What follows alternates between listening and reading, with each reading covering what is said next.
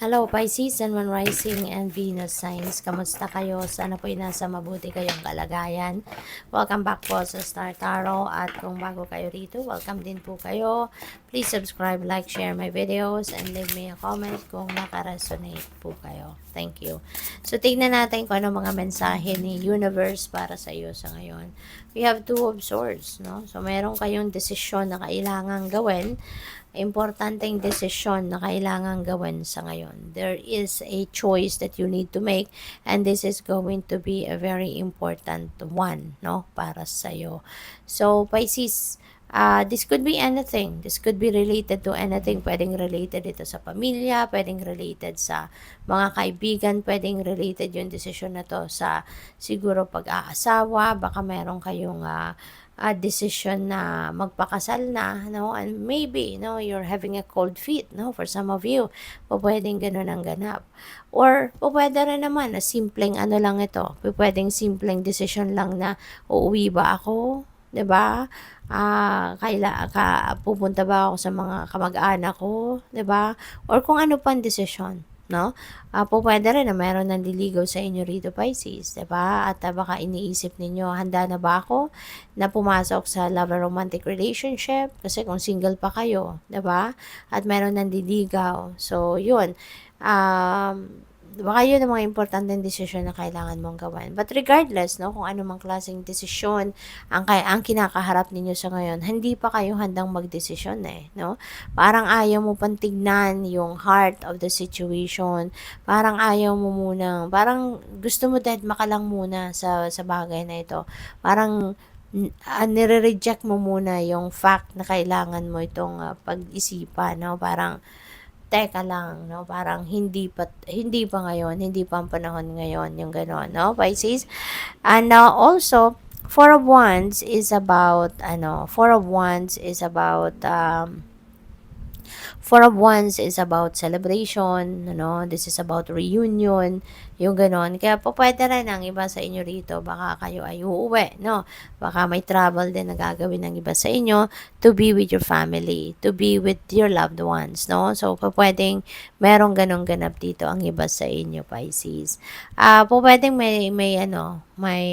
tawag dito, pwedeng meron ditong celebration, baka celebration ito baka meron talaga magpapakasal, no? Baka meron ditong kasalan, merong engagement, birthday, mga ganun. Or baka meron kayong merong reunion lang, simple reunion ng pamilya, no? Magkakasama-sama lang yung pamilya.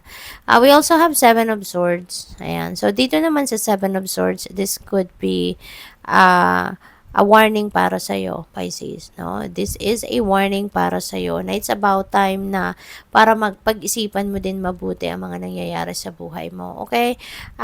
Huwag kayong basta-basta, no? I mean, huwag kayong basta-bastang magtitiwala sa mga tao sa paligid ninyo. Huwag kayo basta-bastang papakinggan nyo lang sila at gagawin mo agad, no? Huwag kayong ganun. Pag-isipan mong mabuti ang bawat galaw na gagawin mo. Pag-isipan mong mabuti ang bawat desisyon na gagawin mo. Okay? Kasi there are so many people ngayon, no, na parang mag-o-offer sa iyo na too good to be true. Maging aware ka dyan. No, na hindi lahat ng i-offer nila sa iyo ay maganda ang intensyon, 'di ba? Kaya mag-iingat kayo, pag-isipan mabuti, huwag kayong basta-bastang maniniwala sa mga sabi-sabi sa inyo ng mga tao kasi there could be people dito na pwedeng mambudol at manloko sa iyo, okay? So tignan natin kung ano pa ang mga mensahe dito ni Pisces.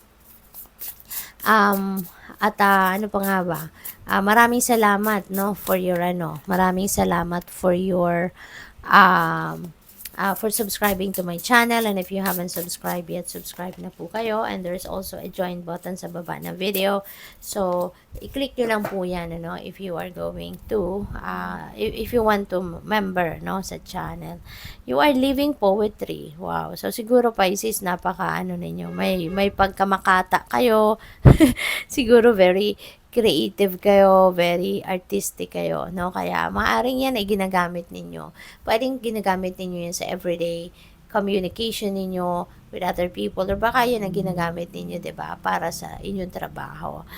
Follow through. Yan. So baka meron kayong mga hindi pa ano 'to yung parang meron kayong unfinished business siguro at ngayon babalikan niyo 'yan. Maaaring ngayon you're going to have more time at mababalikan mo 'yan, magagawa mo na 'yan, maisasakatuparan mo na 'yan sa ngayon. Kumbaga gagawan mo na ng paraan para ito ay magawa mo at ma-accomplish mo, no?